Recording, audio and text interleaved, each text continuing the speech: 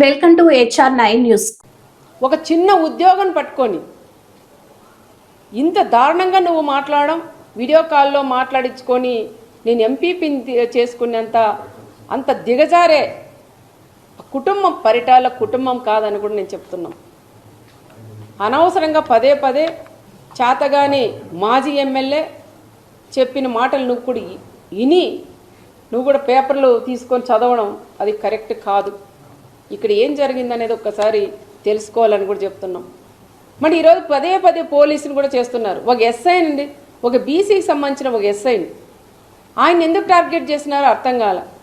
ఆయన పదే పదే ఒక మాజీ సీఎం లెవెల్లో ఉండే వ్యక్తి ఒక బ్రోకర్ అంటాడు, ఒక ఎస్ఐ వచ్చి మన వీడియో కాల్లో మాట్లాడించినామంటారు. మన ఆ ఎస్ఐ కూడా ఎన్ని కష్టాలు పడుకొని చదువుకొని తల్లిదండ్రులు కూడా ఎంత కష్టాలు పెట్టి చదివించుంటారు. ఒక ఎస్ఐ అయితే ఎస్ఐది ఏముంటుందండి, పై స్థాయి వాళ్ళు ఏం చెప్తే అది చేసేవాళ్ళు. ఆ ఎస్ఐని ఏదో రకంగా ఆ తోపు చెప్పిన మాటలని విని ఆ ఎస్ఐని ఏదో రకంగా సస్పెండ్ చేయించాల. నీ గవర్నమెంట్లో ఉన్నాడు, 5 ఏళ్ళు ఆయన పక్కన పెట్టేశావు.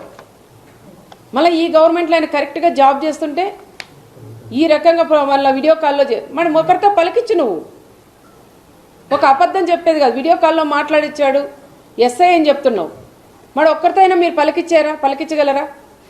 అనవసరంగా మీరు పోలీసుల మీద కూడా పోవడం అది తప్పు అని చెప్తున్నాం.